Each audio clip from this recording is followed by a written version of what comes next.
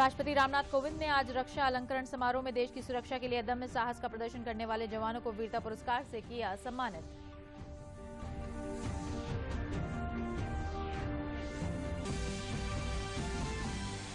मुख्यमंत्री योगी आदित्यनाथ और भाजपा के राष्ट्रीय अध्यक्ष जेपी नड्डा ने कानपुर से भाजपा के कार्यकर्ताओं को किया संबोधित। कहा, भारतीय जनता पार्टी के लिए व्यक्ति नहीं, राष्ट्र है सर्वोपरि।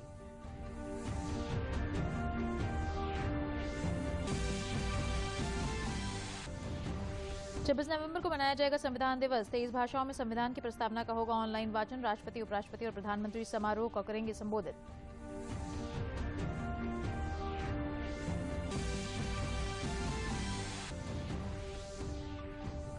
और 25 नवंबर को जेवर गौतम बुद्ध नगर में प्रधानमंत्री नरेंद्र मोदी नोएडा अंतर्राष्ट्रीय हवाई अड्डे की रखेंगे आधारशिला। यह हवाई अड्डा भारत का पहला शुद्ध शून्य उत्सर्जन हवाई अड्डा होगा। नमस्कार, मैं हूं समरीन सिद्दीकी और अब समाचार विस्तार से। राष्ट्रपति रामनाथ कोविंद ने आज राष्ट्रपति भवन में आयोजित रक्षा अलंकरण समारोह 2021 में देश की सुरक्षा के लिए अदम्य साहस का प्रदर्शन करने वाले जवानों को वीरता पुरस्कार से सम्मानित किया। राष्ट्रपति ने लद्दाख के गलवान घाटी में ऑपरेशन स्नो लेपर्ड के दौरान जान गंवाने वाले कर्नल बिकुमाला संतोष बाबू को मरणोपरांत महावीर चक्र से सम्मानित किया। जम्मू कश्मीर के केरन सेक्टर में एक आतंकवादी को मारने और 2 अन्य को घायल करने के लिए 4 पैरा स्पेशल फोर्स के सूबेदार संजीव कुमार को मरणोपरांत कीर्ति चक्र से सम्मानित किया गया। नायब सूबेदार नुबुदार सोरेन को ऑपरेशन स्नो लेपर्ड में पिछले साल जून में गलवान घाटी में चीन सेना द्वारा किए गए शातिर हमले के खिलाफ उनकी वीरतापूर्ण कार्रवाई के लिए मरणोपरांत वीर चक्र से सम्मानित किया गया। राष्ट्रपति रामनाथ कोविंद ने उनकी पत्नी को पुरस्कृत किया। रक्षा अलंकरण समारोह में मेजर अनुज सूद को मरणोपरांत शौर्य चक्र से सम्मानित किया गया।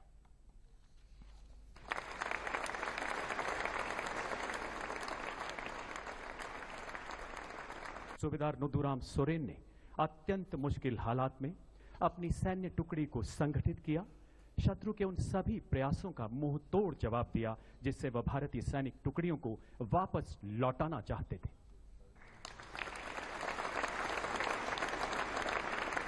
15 जून 2020 की रात हवलदार पलानी को 16 बिहार बटालियन के हिस्से के रूप में एक ऑब्जर्वेशन पोस्ट स्थापित करने की चुनौतीपूर्ण जिम्मेदारी सौंपी गई।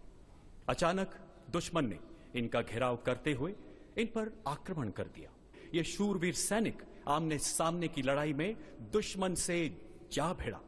अपने प्राणों की परवाह न करते हुए वो मोर्चे पर डटे रहे। आखिरी दम तक उत्कृष्ट मानसिक संतुलन के साथ दुश्मन के आक्रमण का बहादुरी से जवाब दिया।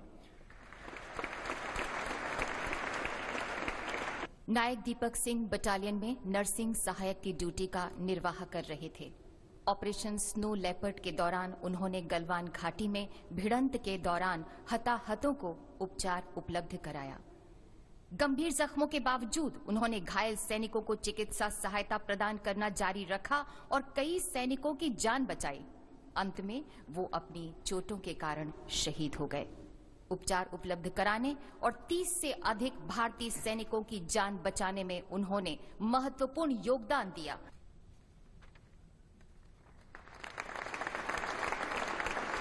सिपाही गुरतेज सिंह ने आमने सामने की उग्र भिड़ंत में निडरता, अदम्य साहस और असाधारण युद्ध कौशल का प्रदर्शन किया। स्वयं गंभीर रूप से घायल होने के बावजूद अपनी निजी सुरक्षा की तनिक भी चिंता किए बगैर वो बहादुरी से लड़ते रहे और सर्वोच्च बलिदान देने से पहले उन्होंने अपने पेट्रोल दल के कई साथी सदस्यों की जान भी बचाई।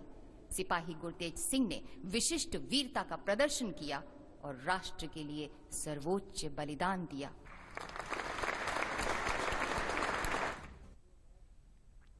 कानपुर में भारतीय जनता पार्टी के राष्ट्रीय अध्यक्ष जेपी नड्डा ने पार्टी के क्षेत्रीय कार्यालय कानपुर, बुंदेलखंड और उत्तर प्रदेश के 7 जिला कार्यालयों का उद्घाटन किया। इस अवसर पर मुख्यमंत्री योगी आदित्यनाथ और उप मुख्यमंत्री केशव प्रसाद मौर्य मौजूद रहे। मुख्यमंत्री योगी आदित्यनाथ ने कार्यक्रम को संबोधित करते हुए कहा कि भारतीय जनता पार्टी के लिए व्यक्ति नहीं, राष्ट्र सर्वोपरि है। जब कोरोना में पूरी दुनिया परेशान थी, लोग जान बचाने के लिए कोशिश में लगे थे, तब भाजपा का कार्यकर्ता जान की परवाह किए बगैर मानवता की रक्षा के लिए समर्पित भाव से कार्य कर रहा था। अपनी स्वयं की जान बचाने के लिए भाग रही थी, तब दुनिया के सबसे बड़े राजनीतिक दल के कार्यकर्ता को अपनी अपनी जान की परवाह के बगैर मानवता की रक्षा के लिए समर्पित भाव के साथ कार्य करके सेवा इस संगठन का मंत्र देने के लिए उन्होंने जो प्रेरणा प्रदान की, आज उसका परिणाम है कि हर व्यक्ति इस बात को मानता है कि कोरोना कालखंड में या तो केंद्र सरकार, आदरणीय प्रधानमंत्री जी का मार्गदर्शन, केंद्र सरकार या राज्य सरकार की सहायता थी, या फिर राजनीतिक दल में केवल एक राजनीतिक दल था जो इस सेवा के कार्य के साथ जुड़ा था उस आपदा काल में, वह भारतीय जनता पार्टी मात्र थी। और भारतीय जनता पार्टी आज जन विश्वास की प्रतीक बनी है। ये उसी का कारण है, उसी का परिणाम है कि हर एक पायदान पर ऊपर चढ़ते हुए भारतीय जनता पार्टी निरंतर एक बड़े लक्ष्य को आगे बढ़ने की दिशा में कार्य कर रही है। और आज एक 8 कार्यालयों का उद्घाटन उस बड़े लक्ष्य को प्राप्त करने की दिशा में मील का पत्थर साबित होगा।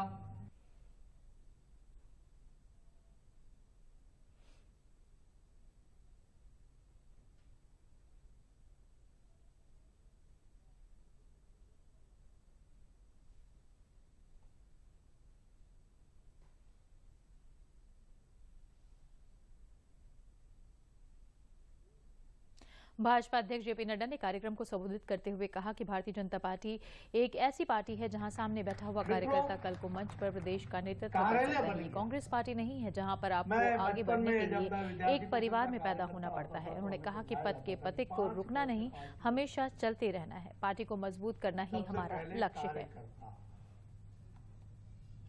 फिर उसके बाद कार्यकारिणी, कार्यक्रम, कोष और कार्यालय, ये सब चीजें हमारे पास हैं। कार्यकर्ता भी हमारी सबसे बड़ी, दुनिया की सबसे बड़ी पार्टियां, 18 करोड़ की हमारी सदस्यता है, कोई हमसे मैच नहीं करता है। हमारे पास आज मुझे खुशी हो रही है कि आदरणीय प्रधानमंत्री जी जब 2014 में प्रधानमंत्री बने थे, उन्होंने कहा था भारतीय जनता पार्टी की तस्वीर बदल डालो, कोई जिला बिना कार्यालय के नहीं होना चाहिए और मॉडर्न होना चाहिए, युक्त होना चाहिए। अमित भाई ने इस काम को आगे बढ़ाया और उसी काम को मैं भी आगे बढ़ा रहा हूं। आज मुझे खुशी है कि देश में 432 कार्यालय बन करके तैयार हो गए जो काम में जुटे हैं। और यहां भी आपने आज 62 का आंकड़ा पार कर लिया है। उत्तर प्रदेश में भी 62 कार्यालय बन चुके हैं। मित्रों, एक बात मैं और कहता हूं, आप सब लोग अपने आप बहुत भाग्यशाली समझें। क्या होता है, जिस कुल में हम पैदा होते हैं ना, जिस परिवार में हम पैदा होते हैं ना, क्योंकि हम उस परिवार में रहते हैं इसलिए उसकी अच्छाइयों को कई बार भूल जाते हैं। हमको लगता है ये तो हमको ऐसे ही मिल गया है। ऐसा नहीं है। ये आप बड़े भाग्यशाली हैं कि भारतीय जनता पार्टी के कार्यकर्ता हैं, क्योंकि भारतीय जनता पार्टी ही एक ऐसी पार्टी है जिसमें सामने बैठा हुआ कार्यकर्ता कल को मंच पर, चाहे वो प्रदेश का नेतृत्व करे, चाहे वो पार्टी का नेतृत्व करे, इसकी ताकत है। कानपुर में भारतीय जनता पार्टी के बूथ अध्यक्ष सम्मेलन को भाजपा के राष्ट्रीय अध्यक्ष जेपी नड्डा और मुख्यमंत्री योगी आदित्यनाथ ने संबोधित किया। इस अवसर पर भाजपा के अध्यक्ष जेपी नड्डा ने विपक्ष पर निशाना साधते हुए कहा कि हम राष्ट्रवाद में विश्वास करते हैं, वो परिवारवाद में।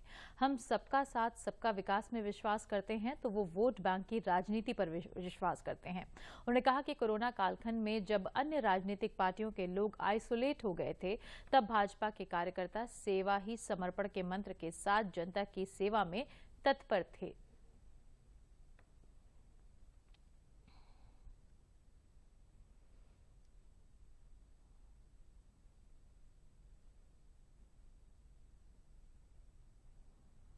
हम राष्ट्रवाद में विश्वास करते हैं, वो परिवारवाद में विश्वास करते हैं।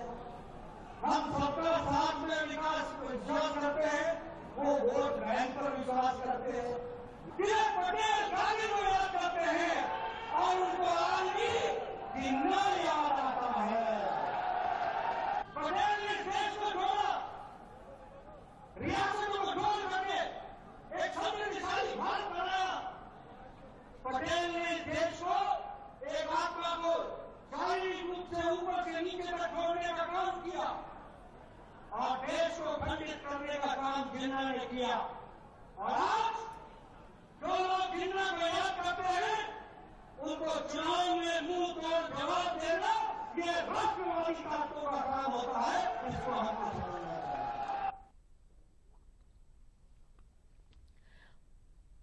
भाजपा के बूथ अध्यक्ष सम्मेलन को संबोधित करते हुए मुख्यमंत्री योगी आदित्यनाथ ने कहा कि परिवारवादी सोच, जातिवादी सोच और वंशवादी सोच के लोगों ने स्वार्थ की राजनीति के लिए न केवल सामाजिक ताने बाने को छिन्न भिन्न किया है बल्कि देश और प्रदेश के विकास को भी बाधित करने में कोई कोर कसर नहीं छोड़ी थी, जबकि भाजपा ने सबका साथ, सबका विश्वास और सबका विकास की अवधारणा पर काम किया है।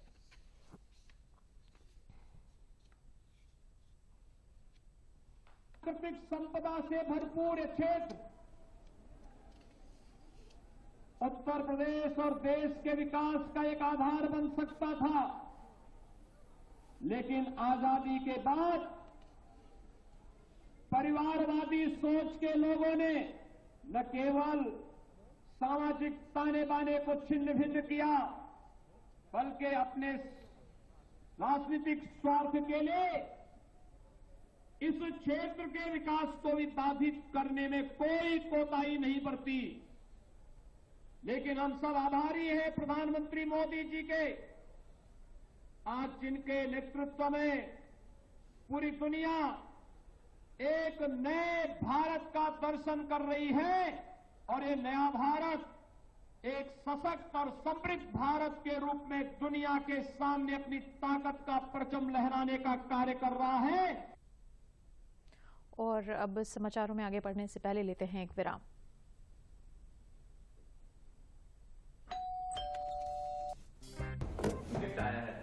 अरे वाह, लेजेंड की बैट, इससे तो मैं खेलूंगा। Future batting legend bat. इसमें जिसका नाम लिखा है बैट उसी को मिलेगी। अरे यार, देखा, अगर इस पे मेरा नाम नहीं लिखा होता तो कितनी दिक्कत हो जाती। इसलिए आरबीआई कहता है बैंक अकाउंट हो या बैंक लॉकर, उसमें नॉमिनी का नाम जरूर दर्ज करें ताकि आपकी जमा पूंजी उसी को मिले जिसे आपने नामित किया है। आरबीआई कहता है जानकार बनिए, सतर्क रहिए। और समाचारों के बाद में आपका स्वागत है। विराम के बाद संसदीय कार्य मंत्री प्रहलाद जोशी ने कहा है कि 26 नवंबर को संविधान दिवस मनाया जाएगा। पत्रकारों से बातचीत में उन्होंने बताया कि संविधान दिवस के कार्यक्रमों के तहत 23 भाषाओं में संविधान की प्रस्तावना का ऑनलाइन वाचन 26 नवंबर से शुरू होगा। उन्होंने कहा कि इसका उद्देश्य समाज के सभी वर्गों के संवैधानिक और लोकतांत्रिक लोकाचार तथा मूल्यों का प्रसार करना है। प्रहलाद जोशी ने बताया कि संविधान को जानने और समझने के लिए ये एक विशेष अभियान चलाया जा रहा है। उन्होंने ये भी बताया कि 26 नवंबर को संविधान दिवस के मुख्य समारोह में राष्ट्रपति, उपराष्ट्रपति और प्रधानमंत्री का संबोधन भी होगा। As earlier I have said, I would like to share with you online reading of preamble of Constitution in 23 languages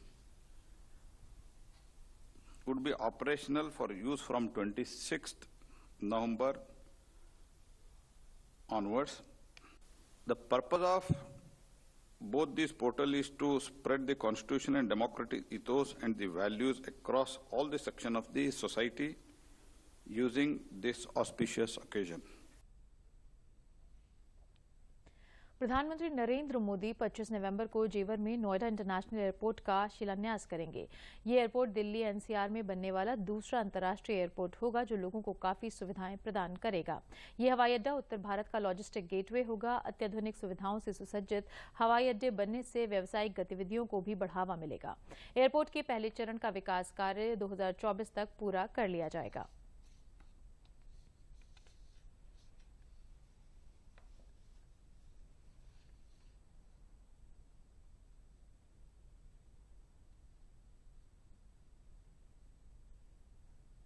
और समाचारों में आगे बढ़ने से पहले आइए देखते हैं ये संदेश।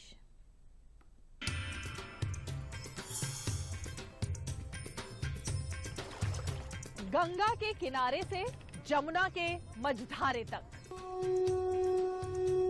बनारस के घाट से मथुरा के पाट तक, जो तय करते हैं सिंहासन उन तक पहुंचेंगे हम। बोलेंगे गलियां, बोलेंगे चौराहे, सबकी जुबानें, हर एक का मन। क्या बोले यूपी, देखिए मेरे साथ सिर्फ डीडी उत्तर प्रदेश पर।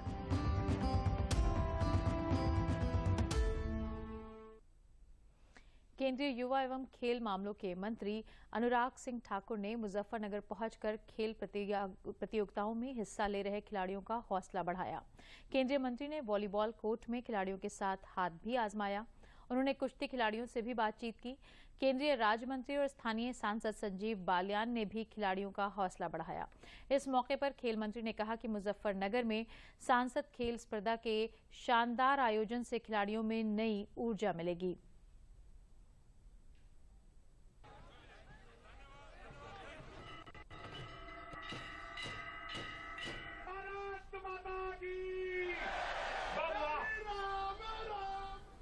पूरे देश में जब उल्लेख आएगा कि सबसे शानदार सांसद खेल स्पर्धा कहां पर हुई, तो मुजफ्फरनगर का नाम वहां पर आएगा मेरे भाइयों। और ये केवल सांसद जी के करने से नहीं होता।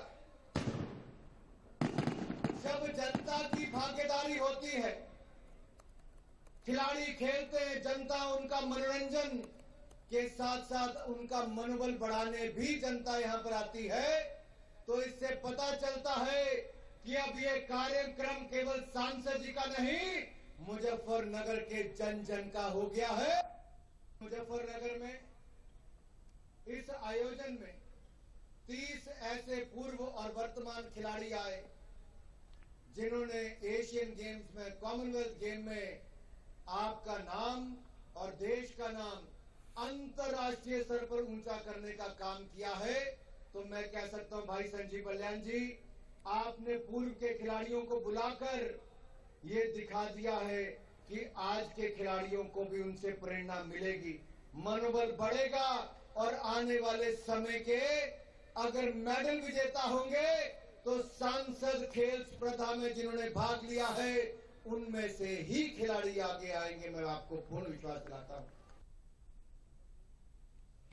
उत्तर प्रदेश जर्नलिस्ट एसोसिएशन के प्रदेश मंत्री आइसना तथा मूल अधिकार एसोसिएशन के राष्ट्रीय प्रवक्ता सलिल मिश्रा ने प्रधानमंत्री नरेंद्र मोदी और मुख्यमंत्री योगी आदित्यनाथ को रामायण एक्सप्रेस ट्रेन शुरू करने और प्रधानमंत्री के निजी प्रयासों से कनाडा से मां अन्नपूर्णा देवी की प्रतिमा वापस मंगाकर वाराणसी में स्थापित किए जाने को लेकर बधाई दी है। उन्होंने कहा कि प्रधानमंत्री नरेंद्र मोदी द्वारा केदारनाथ धाम के पुनर्निर्माण के बाद काशी विश्वनाथ मंदिर परिसर का कॉरिडोर बनाकर मंदिर का सौंदर्यीकरण के काम को तेजी से पूरा कराया जा रहा है, जिसके लिए वे बधाई के पात्र हैं। उन्होंने कहा कि प्रधानमंत्री और मुख्यमंत्री उत्तर प्रदेश सहित देश और दुनिया के श्रद्धालुओं की भावनाओं के अनुरूप अध्यात्म, योग और हिंदू धर्म को नई ऊंचाइयां दे रहे हैं।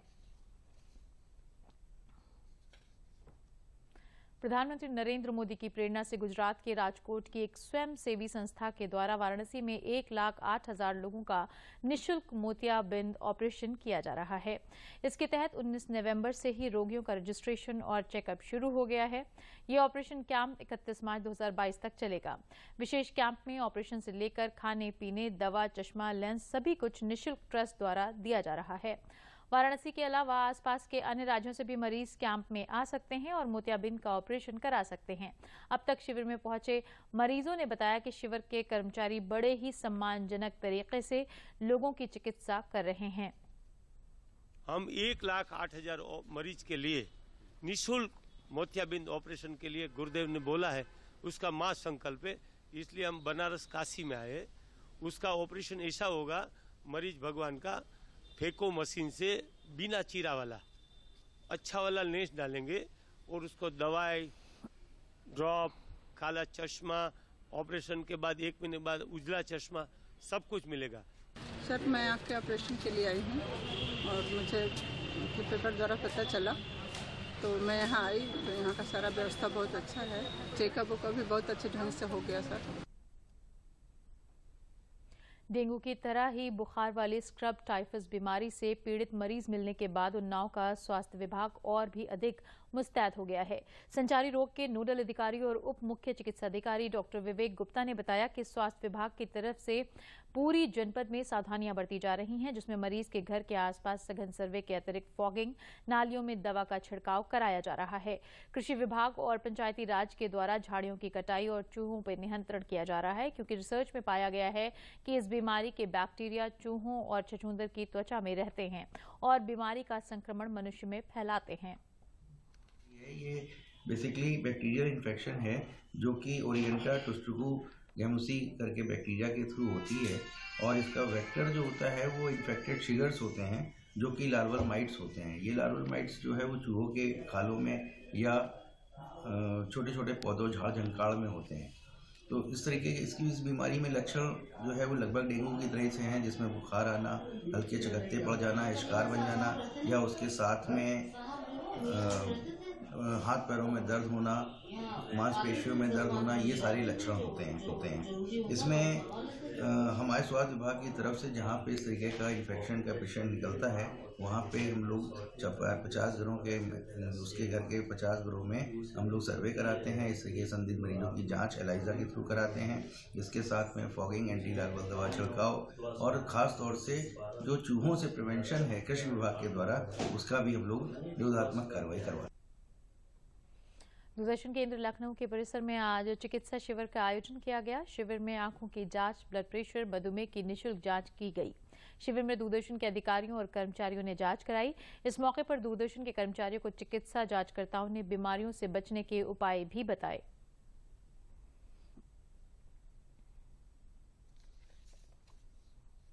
ये दूरदर्शन केंद्र में फ्री हेल्थ चेकअप लगा हुआ है, जो कि आई का है। रैंडम ब्लड शुगर हो रहा है। हमारे डॉक्टर साहब डॉक्टर वैभव प्रताप सिंह और डॉक्टर पल्लवी सिंह जी इसके डायरेक्टर हैं, और हम लोगों का उद्देश्य है कि हम ज़्यादा से ज़्यादा लोगों तक पहुँचें और निःशुल्क सेवा सबको प्रदान करें। महिलाओं को आत्मनिर्भर बनाने के लिए आज लखनऊ के बाबा साहब डॉक्टर भीमराव अंबेडकर विश्वविद्यालय में 20 यूपी गर्ल्स बटालियन एनसीसी द्वारा प्रशिक्षण कार्यक्रम का आयोजन किया गया, जिसमें देश भर की 300 से ज्यादा महिला एनसीसी कैडेट्स ने हिस्सा लिया। एनसीसी प्रशिक्षण अधिकारी राजश्री ने बताया कि कार्यक्रम में कैडेट्स को हथियारों की जानकारी और इसे इस्तेमाल करने का प्रशिक्षण दिया गया है। कार्यक्रम के कैंप कमांडेंट और commanding officer colonel Vinod Joshi ने कैडेट्स को एसएसबी परीक्षा के लिए किस तरह से तैयारी की जाए, इस बारे में जानकारी दी।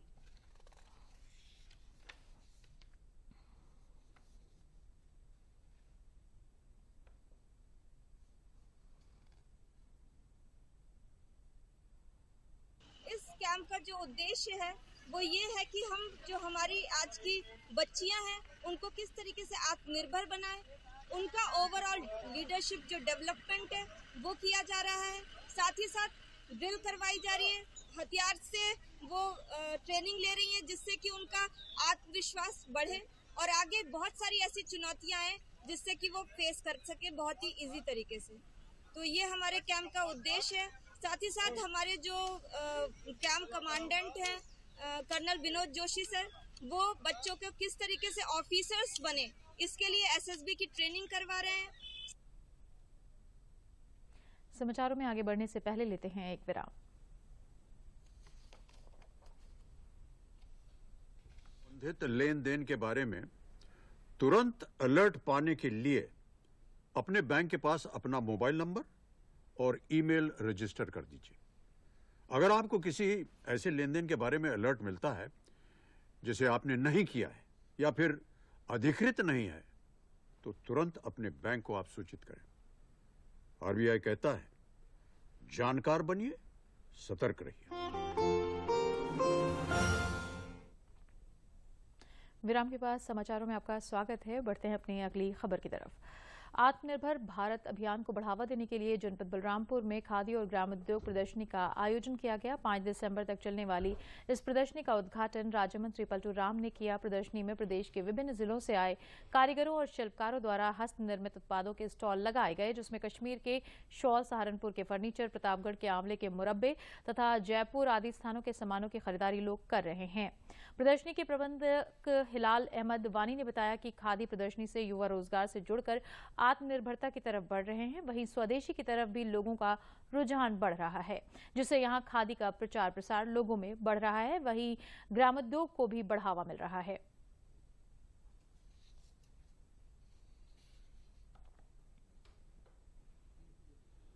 हमारी इस प्रदर्शनी में, ये तो बलरामपुर में कई साल से हम लोग लगा रहे हैं, लेकिन इस प्रदर्शनी का इस साल एक अनोखा रूप है। जिस अनोखे रूप को आप देखेंगे, जैसे राजस्थान है, राजस्थान का टेराकोटा आया है, नई नई कुछ दुकानें हैं, कश्मीर की आई है, प्रतापगढ़ की आंवला मुरब्बा की दुकानें हैं, सहारनपुर का फर्नीचर हमारे पास है, मोजे की दुकानें हैं, साड़ी की दुकानें हैं। जो भी दुकानें, जो भी उत्पाद है, हस्त निर्मित उत्पाद हैं, इनको बढ़ावा देने के लिए हम ये ग्राउंड लेवल ले रहे हैं, क्योंकि हम चाहते हैं कि जो लोग बेरोजगार है, जो युवा बेरोजगार है, जिनमें कुछ कर गुजरने की क्षमता है, उनके लिए प्लेटफॉर्म KVIC लेके आता है। उनको लोनिंग होती है KVIC से, और वही इसमें आते हैं, वही अपनी बिक्री इसमें करते हैं। जी सर, हम कश्मीर से आए हैं। वहाँ के सब ड्राई फ्रूट है हमारे पास, जैसे बादाम है, अखरोट है, या केसर है, बादाम का ऑयल है। ये हम यहाँ मेले में लगाते हैं। यहाँ के लोग इनको, इस चीज़ को बहुत पसंद करते हैं। खादी ग्राम उद्योग प्रदर्शनी लगा है, हम लोग यहाँ पर आए हुए हैं। यहाँ पर कई जिलों से स्टॉल लगाए गए हैं, जैसे कश्मीर से गर्म कपड़ों की स्टॉल लगाए गए हैं, और बाकी जैसे नेचुरल चीज़ें हैं, जैसे यहाँ पर आंवले से बने हुए मटेरियल्स और जड़ी बूटियाँ, और काफ़ी सामान यहाँ पर आए, अच्छे क्वालिटी की यहाँ पर है। प्रधानमंत्री नरेंद्र मोदी द्वारा प्रज्वलित की गई स्वर्णिम विजय मशाल के इलाहाबाद विश्वविद्यालय पहुंचने पर उसका भव्य स्वागत किया गया। विशिष्ट सेवा मेडल प्राप्त लेफ्टिनेंट जनरल एस मोहन ने यह मशाल कुलपति प्रोफेसर संगीता श्रीवास्तव को सौंपी। इस मशाल को कुलपति ने विजय नगरम हॉल के सामने स्थापित किया। इस अवसर पर इलाहाबाद विश्वविद्यालय के शिक्षक शिक्षिकाएं, छात्र छात्राएं और सेना के लोगों ने श्रद्धा सुमन अर्पित किए। इलाहाबाद विश्वविद्यालय के कुलपति प्रोफेसर संगीता श्रीवास्तव ने कहा कि 1971 का युद्ध भारतीय सेना के इतिहास में ही नहीं बल्कि विश्व सैन्य इतिहास में एक खास स्थान रखता है। उन्होंने कहा कि स्वर्णिम विजय मशाल से छात्र छात्राओं में देश प्रेम की भावना जागृत हुई है। इस अवसर पर लेफ्टिनेंट जनरल एस मोहन ने कहा कि इस मशाल के माध्यम से आज की पीढ़ी में देशभक्ति और देश प्रेम जागृत हो रहा है और सभी इस मशाल यात्रा में बढ़ चढ़कर हिस्सा ले रहे हैं। इस कार्यक्रम में मिलिट्री बैंड द्वारा देशभक्ति की धुनें भी बजाई गईं। को जगाना और ये समझना सबको कि कितनी मुश्किल से आज़ादी आई है और उसको हम लोगों को कीमती समझकर अपने पास रखना चाहिए और ईमानदारी से काम करना चाहिए। ये जो स्वर्णिम विजय वर्ष 1971 इंडो पाक वॉर का जो हम मना रहे हैं, इसको सिंबलाइज करते हुए जो स्वर्णिम विजय वर्ष की जो विजय ज्योति जो आज प्रयागराज में आई है, ऐसे ही 3 और ज्योतियाँ अमर जवान ज्योति से पिछले साल 16 दिसंबर को निकले। वो देश के हर कोने कोने पर जाएंगे और इस साल 16 दिसंबर को फिर अमर जवान ज्योति में एकत्रित होंगे। जो ये मशाल जो प्रयागराज में आज आए हैं, इसका मेन मुद्दा यही है कि 1971 में जो ऐतिहासिक और शानदार जीत भारत को जो प्राप्त हुआ, उस जीत का संदेश वो किस तरीके से प्राप्त हुआ, किस तरीके से पूरी देश एकत्रित होकर लड़ने पर जो विक्ट्री प्राप्त हुआ, उसके बारे में जो नई पीढ़ी को बताना है। और इसी के साथ समाचार समाप्त हुए। नमस्कार।